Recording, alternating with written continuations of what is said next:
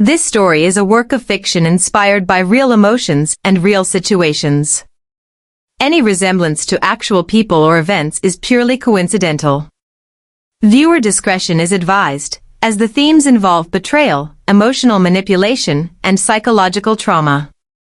I used to believe that betrayal was loud. That it arrived with screaming matches, slammed doors, and dramatic endings. I was wrong. Betrayal, I learned, is quiet. It shows up in unread messages, in conversations that suddenly feel scripted, in the way someone looks through you instead of at you. It feels like standing in a room where everyone else knows the joke, and you're the punchline. This is a revenge story, but it didn't begin with anger. It began with humiliation so deep it made my hands shake when I was alone. The night it all started, the city felt colder than usual. Not because of the weather, but because of how empty it sounded. I walked past closed cafes and dark office buildings, my phone buzzing once and then going silent again. No follow-up text. No explanation. Just silence. At home, the apartment echoed when I closed the door.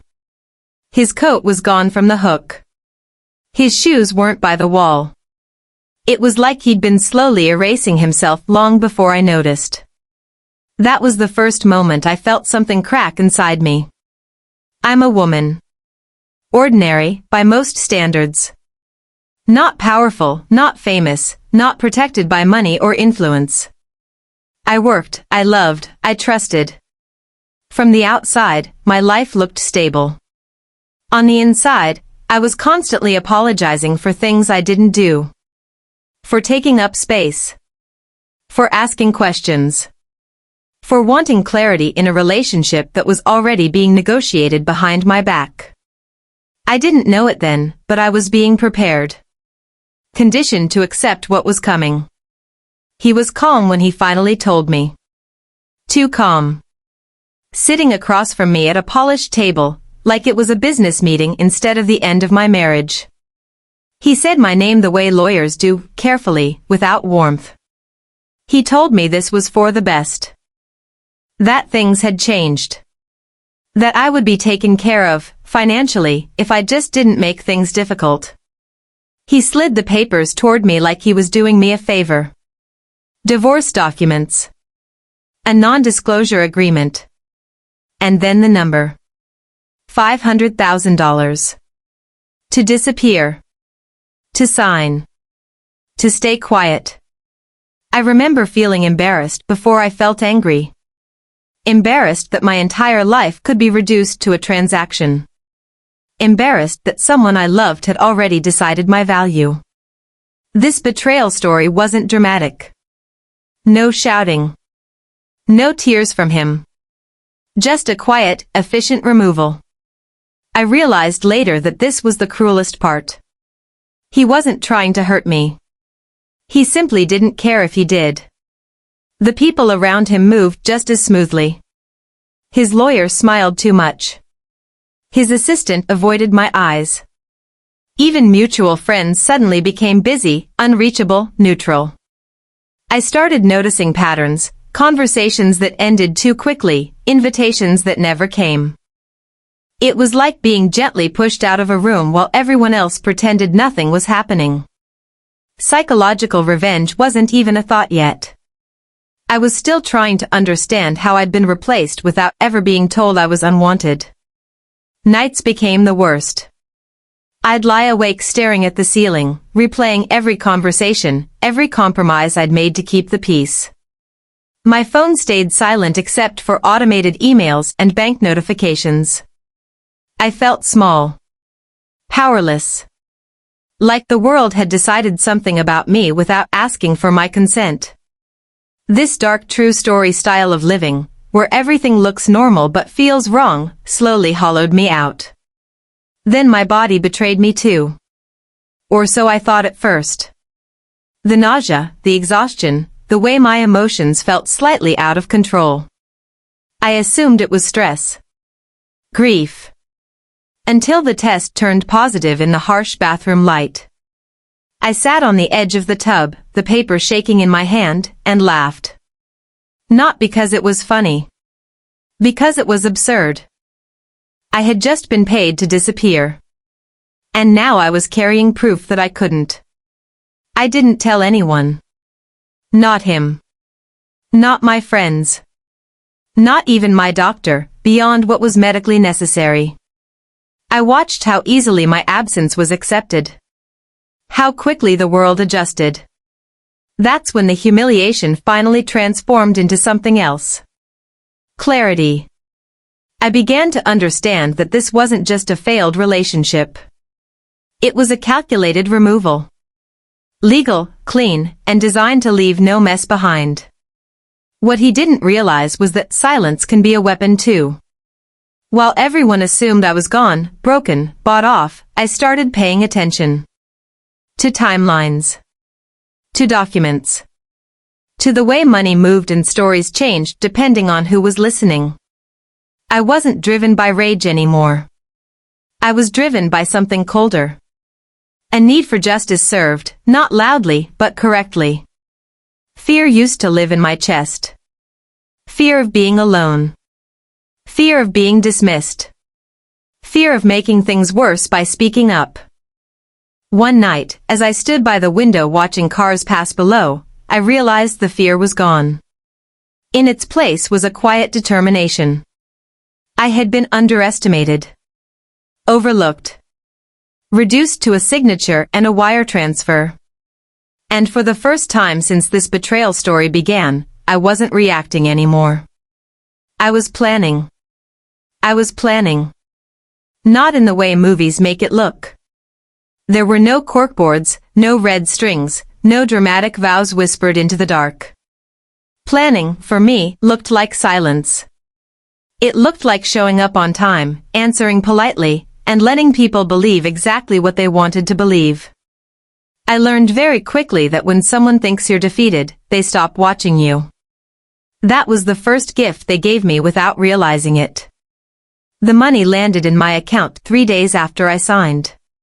A clean transfer. No message attached. Just numbers confirming that my marriage, my history, my voice had been converted into something measurable. I didn't touch it. I let it sit there, untouched, like evidence. Every morning I checked the balance, not because I needed it, but because I wanted to remember how confident he had been that this would end everything. That confidence told me more than any confession ever could. Outwardly, I complied. I moved into a smaller apartment across town. I updated my address. I stopped attending events we once went to together. When people asked what happened, I gave them the version that made them comfortable. It just didn't work. We grew apart. No hard feelings. I watched relief pass over their faces. People don't like mess. They don't like choosing sides. By saying less, I made it easier for them to move on, and easier for me to watch who didn't look back. The manipulation didn't end with the divorce. It just changed shape. I'd hear things indirectly. That I'd been unstable. That I was emotional. That I'd become difficult near the end. He never said these things publicly, of course. He didn't have to. He let concern do the work for him. A raised eyebrow. A sigh. A carefully chosen pause before saying my name. It was subtle enough to sound reasonable, and that made it effective. My reputation began to shift without a single accusation ever being made. At work, opportunities dried up. Meetings I used to be invited to suddenly happened without me. A project I'd helped build was reassigned for efficiency. No one was rude. No one was direct. They smiled, apologized, promised to circle back. Emotional manipulation thrives in polite spaces. It leaves no fingerprints. I told myself to endure. To stay calm. To not confirm the version of me they were quietly circulating. At night, I wrote things down. Not plans. Observations. Dates. Names. Small changes in tone. Who spoke for me when I wasn't in the room? Who avoided eye contact when I entered? Patterns began to form, not dramatic ones, but consistent ones. The same people. The same excuses. The same timing. I wasn't angry while I did this. I was focused. Like someone learning a new language by listening more than speaking. The pregnancy made everything sharper. Not harder, clearer. I became more aware of time. Of consequences. Of what could be taken from me if I wasn't careful. I scheduled appointments under a different name. I paid in cash when I could. I avoided places where questions came too easily. I learned how quickly a woman's body becomes public property once people think they're entitled to an explanation. Silence protected me. Silence kept things mine. I thought about telling him. There were moments, weak ones, where I imagined his face when he found out. Surprise. Panic. Control slipping, just slightly. But I didn't want a reaction. I wanted accuracy. And reactions create noise. Noise hides details. So I said nothing. I let him continue believing the story was finished. From a distance, I watched his life stabilize. New routines. New company. A new narrative that framed him as the reasonable one who had survived something unfortunate. He looked lighter. Untouched. That was the part that stung the most, not that he'd moved on, but that he'd done so without consequence. It made endurance feel like swallowing glass. Quietly. Repeatedly. There were small moments, though. Tiny fractures in his certainty. A message sent to the wrong email. A question asked twice because he didn't like the first answer. He started checking whether I'd really left town. Whether I'd really stopped talking. I could sense it in the way mutual acquaintances suddenly asked casual questions about my plans, my health, my future. Fishing, disguised as concern. I smiled and gave them nothing useful. One afternoon, I ran into his lawyer by accident. Or what passed for accident in a city this small. He froze for half a second too long before greeting me. Asked how I was doing. Said he hoped I was taking care of myself. His eyes dropped briefly to my hands, as if searching for something he couldn't name. I wished him well and walked away. I didn't look back. I didn't need to. The tension followed me out the door. The damage to my personal life was quieter but deeper. Friends I'd confided in became distant, unsure what version of the truth they were allowed to acknowledge. Invitations stopped. Conversations felt edited. I became someone people discussed but didn't include. Isolation has a way of teaching you who benefits from your presence and who merely tolerates it. That lesson stayed with me. Still, I endured. I showed up. I documented. I listened. I learned how systems protect the people who understand them best. How legality and morality rarely overlap. How justice served often requires patience more than passion. None of this felt empowering in the moment. It felt lonely. It felt unfair. But it also felt real. There were warning signs they missed. Not because they were invisible, but because no one expects the quiet person to be paying attention. I stopped correcting misinformation. I stopped defending myself. I let false assumptions settle like dust. I knew exactly how I appeared, bought off, embarrassed, eager to disappear. That image gave me room. Room to think. Room to wait. Sometimes, late at night, I'd feel the old fear try to return. It would creep in with questions. What if I was wrong? What if endurance was just another form of losing? But then I'd remember the look on his face when he slid the papers toward me, so sure, so certain that this was the end. Certainty, I'd learned, is fragile. It depends on ignorance. I wasn't ready yet. Not to speak. Not to act. Not to reveal anything at all. But I was no longer surviving this situation. I was studying it. And while everything on the surface remained unresolved, beneath it all something steady was taking shape. They thought the silence meant nothing was coming. They were wrong. The first sign that something had shifted wasn't dramatic. It came quietly, the way most meaningful changes do. A delayed response. A rescheduled meeting. A question that didn't quite land the way it used to.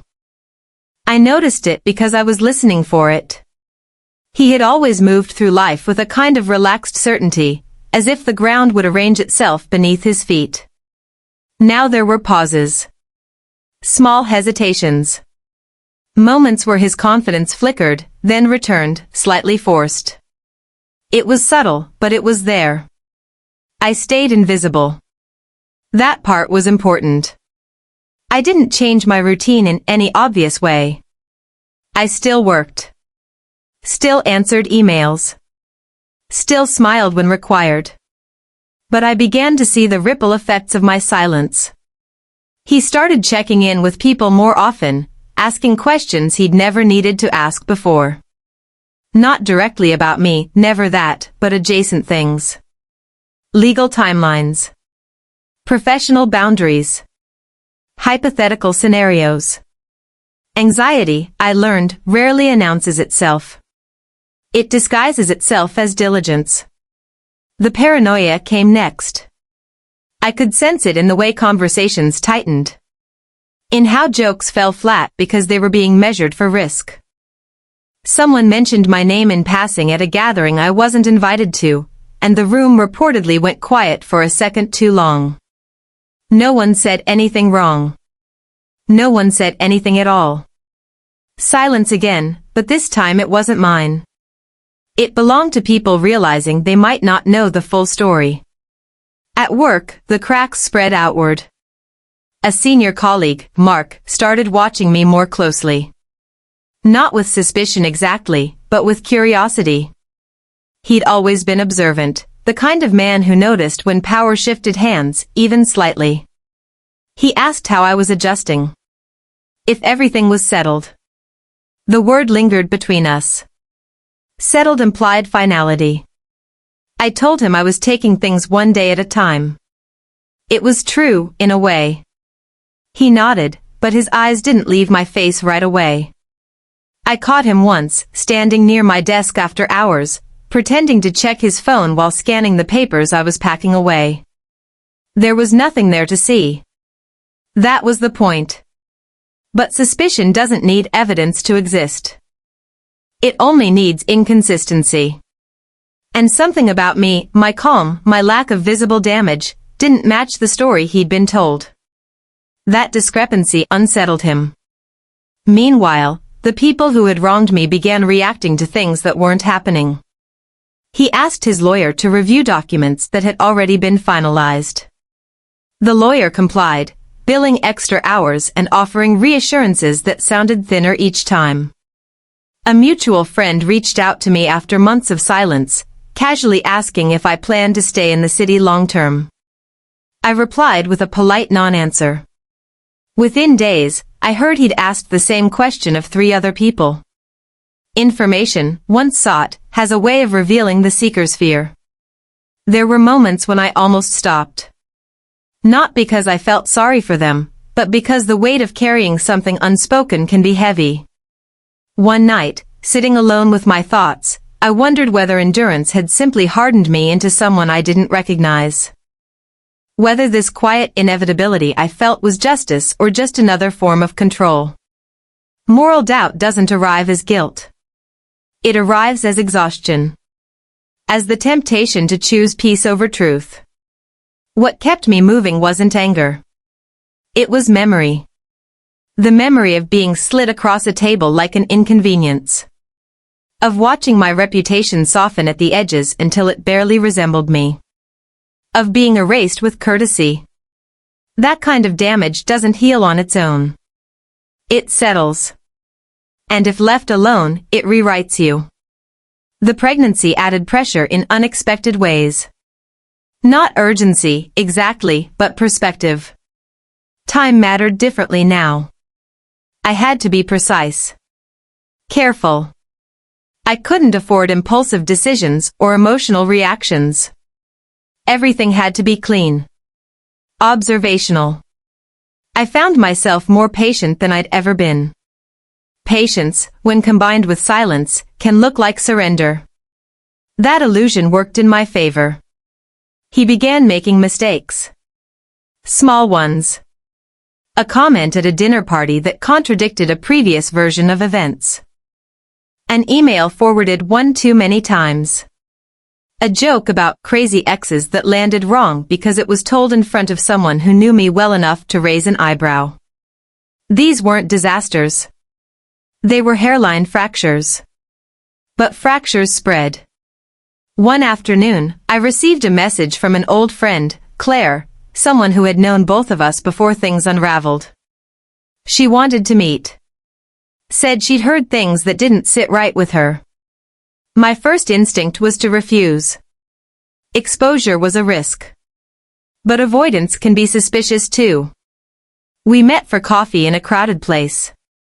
She watched me carefully as she spoke, choosing her words like stepping stones. She asked if I was okay. Really okay. I told her I was managing.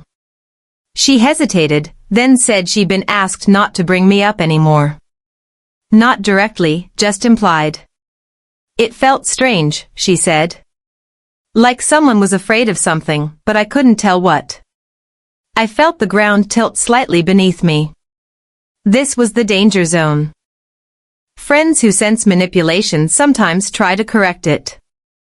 Sometimes they expose things before they're ready. I thanked her for telling me and changed the subject. I could tell she wanted more. Answers. Reassurance. I gave her neither. When we parted, she looked unsettled. Not by me, but by the realization that the narrative she'd been handed might not be complete. That realization was contagious. Back at work, Mark finally said something. Not an accusation. An observation. He mentioned that people seemed nervous lately. That there was a lot of unnecessary revisiting of closed matters. He smiled when he said it, but his eyes were sharp. I shrugged and suggested stress was getting to everyone. He studied me for a long moment, then nodded. I couldn't tell whether he believed me. I wasn't sure it mattered. The inevitability settled in slowly, like weather. I could feel it in the way conversations tightened around certain topics. In how people avoided specifics, afraid of saying the wrong thing. Fear had begun circulating, detached from its source. That's how you know it's real. When no one can point to the cause, but everyone adjusts their behavior anyway. I never confirmed anything.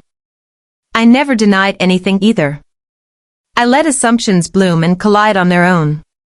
The plan, if it could even be called that, was already in motion, not because I'd done something visible, but because I'd allowed the truth to exist without controlling it. That was the part they hadn't anticipated. They were used to managing narratives. They weren't prepared for a vacuum. Late one evening, as I walked home through streets that no longer felt quite as empty, I realized something else had changed. I wasn't waiting anymore. Whatever was coming didn't feel distant or hypothetical. It felt close. Not immediate, but approaching. Like a sound you don't hear yet, but know is there because the air has shifted. Nothing had been resolved. No confrontations. No revelations. But the balance had tipped. And once it tips, it doesn't return on its own. They could feel it too. There was a moment, quiet and unremarkable, when I understood there was no turning back. It wasn't marked by fear or excitement. It felt more like gravity, an invisible force pulling everything forward whether anyone acknowledged it or not.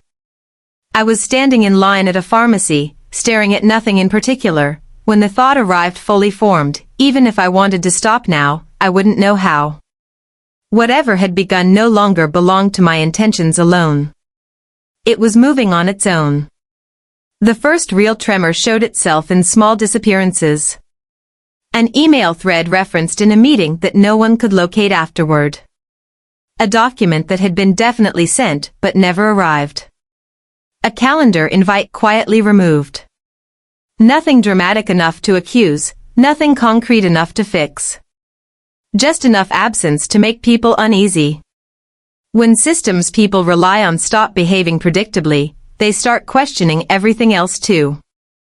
He called me for the first time since the divorce was finalized. Not directly, I didn't pick up, but he left a voicemail.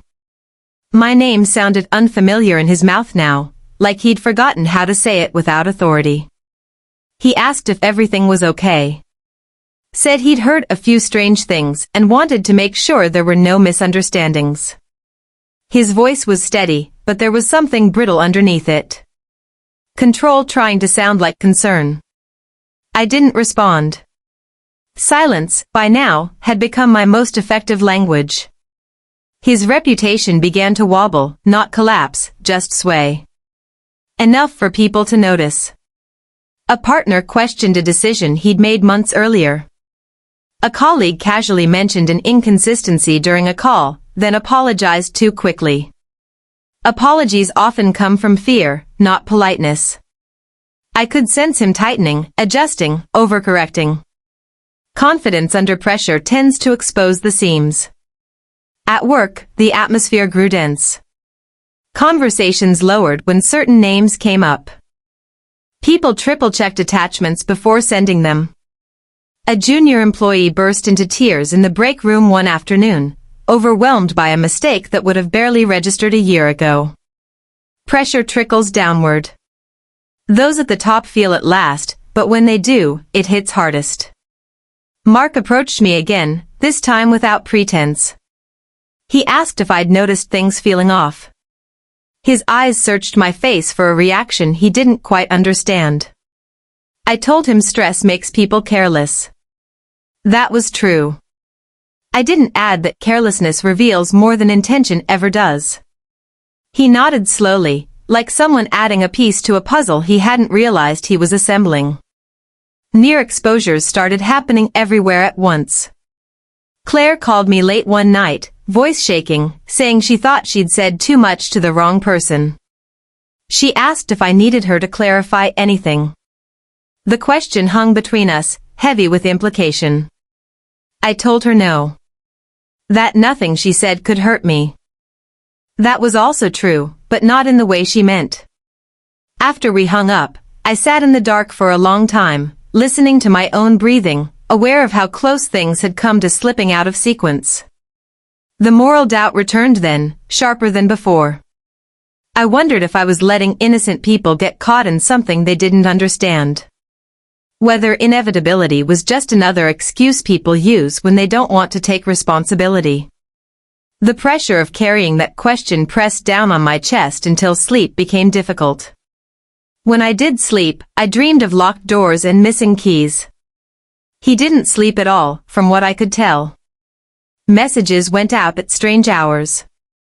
Meetings were scheduled and rescheduled. He started appearing places he didn't need to be, as if proximity could substitute for control. A mutual acquaintance told me he'd snapped at someone over a minor error, then spent 10 minutes apologizing. Emotional breakdowns don't always look like collapse. Sometimes they look like too much effort applied to too little problem. Secrets have a way of surfacing when people panic. Not fully, not cleanly, but enough to cast shadows. Someone mentioned a timeline that didn't add up. Someone else remembered a conversation differently. Memory is unreliable, but patterns aren't. The more he tried to reinforce his version of events, the more attention he drew to it. Defensiveness, I'd learned, is a form of confession without details. I felt the pressure too. In my body. In the way my shoulders stayed tense even when I was alone. In how every sound seemed louder, every pause more significant. There were close calls, moments when I thought I'd misjudged something, moved too slowly, trusted the wrong silence. Each time, the ground held. Barely. Enough to keep going. One evening, I found myself crying without knowing why. Not sobbing, just tears sliding down my face as I stood at the sink, hands braced against porcelain. I wasn't sad. I wasn't scared. I was overwhelmed by the sheer weight of inevitability. By the knowledge that once things reach a certain point, they demand completion. Stories don't like to be abandoned halfway through. The emails kept vanishing. Not mine. Never mine. Always someone else's. Enough to make people question reliability, not blame. Reputations don't shatter in a single moment. They erode. Grain by grain. I watched it happen with a strange detachment, like observing a storm through thick glass. I was inside it, but also somehow outside myself. He sent another message, this time more direct. Asked if we could talk. Said he felt unsettled and didn't like not knowing where things stood. That word again, settled. I deleted the message without replying. The act felt ceremonial. Not cruel. Necessary. There was no conversation left to have that wouldn't derail everything. The unbearable part wasn't fear of being discovered. It was restraint. Holding everything in place while forces larger than me pressed outward. Trusting that the shape I'd allowed to form would hold under its own weight. Trusting that truth, once loosened, doesn't need guidance to find the light. By then, everyone could feel it. The danger. The instability. No one could name it, but they adjusted their behavior all the same. That's how you know something is real, not when it's announced, but when people start acting differently without being told to. I stood at the window one night, city lights flickering below, and felt the pressure crest. There was no relief in it. No triumph. Just the knowledge that whatever came next would arrive whether anyone was ready or not. There was no turning back. The truth arrived the way all devastating truths do, without drama, without warning, and far too late to be undone. I didn't discover it through confrontation or confession. I discovered it through alignment. Timelines that finally clicked. Conversations that suddenly made sense in hindsight. I realized that what I'd believed was a collapse had actually been a construction. The betrayal wasn't a reaction. It was a design. He hadn't fallen out of love. He hadn't panicked. He hadn't made a difficult decision under pressure. From the beginning, there had been a plan to remove me cleanly, quietly, and profitably. The marriage had served its purpose. My trust had been a resource. The divorce wasn't an ending, it was a scheduled phase. Once I saw it, I couldn't unsee it. Every moment replayed itself with brutal clarity. The encouragement to step back from my career for balance. The subtle redirection of assets. The way certain opportunities were framed as risky only when they benefited me. I hadn't been abandoned. I'd been managed. Carefully. Patiently. Until the conditions were right. What shook me most wasn't his role in it. It was discovering who else had benefited. The promotion I'd been passed over for didn't disappear into thin air. It landed with someone who'd quietly positioned herself as neutral during the divorce. The contract I'd helped negotiate didn't stall, it was reassigned. The story that painted me as unstable hadn't spread accidentally. It created space. For others to rise. For others to profit. My pain had lubricated a system that rewarded silence and punished disruption. That realization hit harder than any insult ever could. Because it meant this wasn't personal. It was structural. And structures don't feel remorse. By then, I had already crossed a line of my own. Not legally. Not visibly. But internally. I had made a sacrifice I couldn't reverse. I had chosen to stay silent at a moment when speaking would have protected me.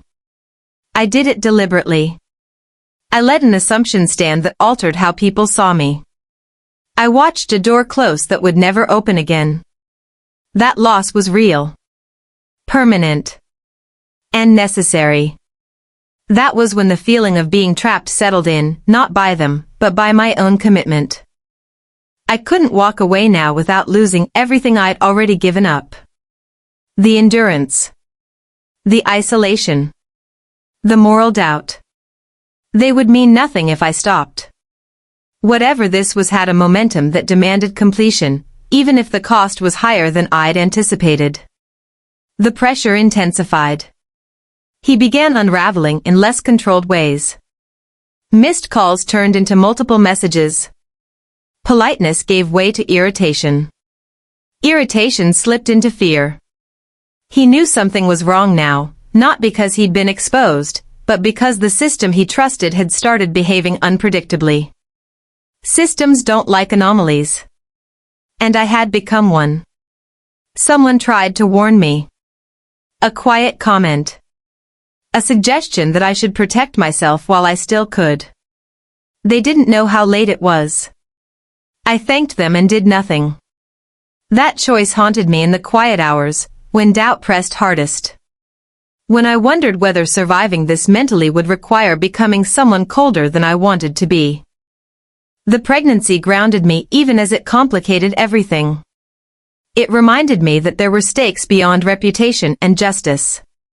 That there would be a future shaped by whatever choices I made now. That knowledge didn't stop me. It sharpened me. Trapped doesn't always mean powerless. Sometimes it means fully aware of the cost.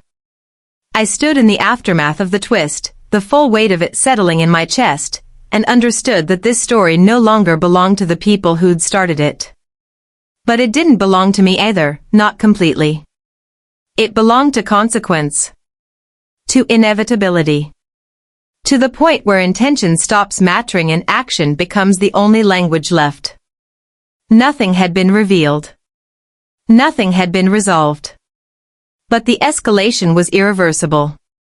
And as I moved forward, carrying the knowledge of how intentional the betrayal had been, I knew there was no version of this where I walked away untouched. I was committed now. So I'll ask you this, what would you do in this situation? Do you think the protagonist will survive this mentally? The moment came without ceremony. No announcement. No warning.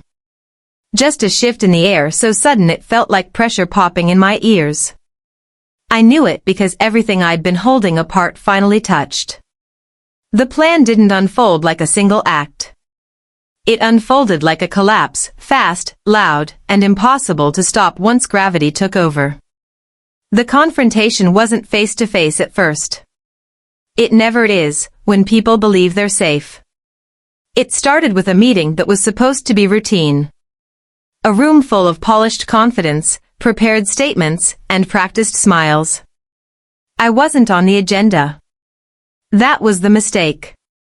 Because the truth doesn't need an invitation when it already has a seat. Questions began landing wrong. Documents didn't match. Timelines overlapped in ways that couldn't be explained away with charm. The room shifted from control to confusion in minutes. Anxiety spiked. Voices tightened. Someone tried to steer the conversation back to process, but process collapses when intent is exposed. I watched it happen from a distance, my phone lighting up with messages that escalated from curiosity to panic. He called. Again and again. When I finally answered, there was nothing left of the man who'd slid papers across a table like a verdict. His voice broke before he finished saying my name. He demanded to know what I'd done. The demand itself was the answer. I told him the truth, the smallest, cleanest version of it. That I hadn't lied. I hadn't accused. I hadn't revealed anything that wasn't already real. Silence had simply stopped protecting him. That was when the emotional collapse hit. Not mine. His. Control requires belief, belief that the system will respond the way it always has. When it doesn't, people unravel quickly. He swung between anger and pleading, authority and apology. Psychological domination isn't about raising your voice. It's about refusing to lower yourself to theirs. I stayed calm. Measured. Unmoved. Every attempt to regain footing only made the fall harder. The secondary beneficiary didn't fare better. She tried to distance herself, to frame everything as misunderstanding and coincidence. But coincidence doesn't survive scrutiny. Her composure cracked when she realized neutrality had an expiration date. When silence stopped being protection and became implication. Watching her scramble was unsettling, not satisfying. Power looks fragile when it's exposed. Then came the final turn. The twist no one saw coming, not even me, until it was unavoidable. The thing I'd protected most fiercely, the secret I thought was leverage, wasn't the endgame. It was the catalyst. The pregnancy wasn't just personal. It was proof. Of timelines. Of intent. Of consequences no agreement could erase. I didn't announce it. I didn't weaponize it. I let it exist. And existence was enough. The room went quiet when the realization landed. Not shock, recognition. The kind that drains color from faces. Because suddenly the story wasn't about contracts or reputations. It was about something irreversible. Something that made every calculated decision look reckless in hindsight. Psychological domination reached its peak not through threat, but through inevitability. I watched the system correct itself in real time. Safeguards triggered. Distances widened. People who once avoided eye contact now watched too closely, afraid to miss something important. The collapse completed itself without my intervention. That's the truth no one likes to admit. The most devastating revenge story doesn't end with destruction. It ends with exposure so complete there's nothing left to defend. When it was over, when the calls stopped, when the messages slowed, when the noise finally thinned, I didn't feel victorious. I felt emptied. The cost registered all at once. The relationships I'd sacrificed. The version of myself I'd outgrown. The certainty that nothing could ever be simple again. Surviving mentally wasn't about strength anymore. It was about acceptance. The final shock wasn't what happened to them. It was what happened to me. I realized I wasn't defined by what I'd endured or what I'd executed. I was defined by what I refused to become. I hadn't destroyed them. I'd let the truth do what it always does when it's no longer contained. And in doing so, I'd stepped out of the story they wrote for me. The climax wasn't revenge. It was release. The consequences didn't arrive all at once. They came in waves, uneven and disorienting, like standing too close to the shoreline after a storm. First there was the official fallout, the kind that gets written down, time-stamped, and filed. Contracts were reviewed. Positions quietly reassigned. A resignation framed as a personal decision circulated in carefully worded emails. The language was neutral, almost gentle, but the impact was absolute. Systems corrected themselves the only way they know how, by removing instability. He disappeared from public view faster than I expected. Not dramatically, no headlines, no scandal splashed across screens, but completely. Invitations stopped. Speaking engagements were cancelled. People who once used his name as leverage stopped saying it altogether. Reputation, I learned, doesn't die loudly. It evaporates. One day it's there, the next it's treated like it never mattered. The woman who had benefited most from my removal stayed. Barely. She survived by narrowing herself, by becoming smaller and quieter than she'd ever been before. Power, once exposed, doesn't return to the same shape. Every move she made after that felt defensive, provisional. She was careful in a way she hadn't needed to be when she thought the story was settled. Carefulness is its own kind of consequence. As for me, there were no apologies. Not real ones. There were attempts, messages that hovered near accountability without ever touching it. I hope you're okay. I didn't realize how things would unfold. People want absolution without confession. I didn't give it to them. I didn't argue either. I let the space between us stay exactly as wide as it needed to be. Professionally, I didn't get back what I'd lost. Not the role. Not the momentum. That door stayed closed, just as I'd known it would. But something else opened in its place, something quieter, less visible, and far more durable. People started asking for my opinion again. Not publicly. Privately. Carefully. Trust rebuilt itself in strange, asymmetrical ways. I was no longer underestimated. I was no longer invisible. I was watched. Personally, the shift was deeper. The version of me who had once apologized for wanting clarity was gone. In her place was someone steadier, less interested in being understood. I didn't explain myself anymore. I didn't soften truths to make them easier to swallow. Strength didn't arrive as confidence, it arrived as indifference to approval. Cold, maybe. But free. The pregnancy became public eventually. Not through announcement, but through inevitability. There were looks. Pauses. Calculations I didn't bother to address. No one asked the most obvious questions out loud. They didn't need to. The answers lived uncomfortably close to the surface. I let them. Some truths do their work best when they're never fully spoken. Motherhood changed me in ways the revenge never could. It rearranged my priorities with a decisiveness that left no room for nostalgia.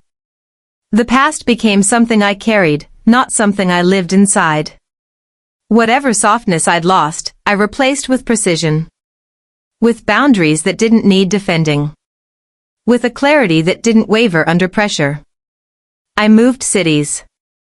Not to escape, but to reset. New streets. New routines.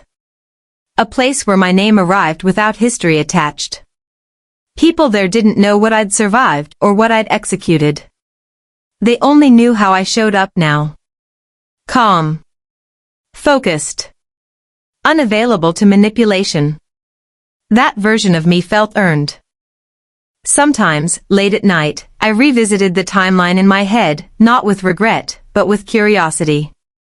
I wondered how close I'd come to stopping.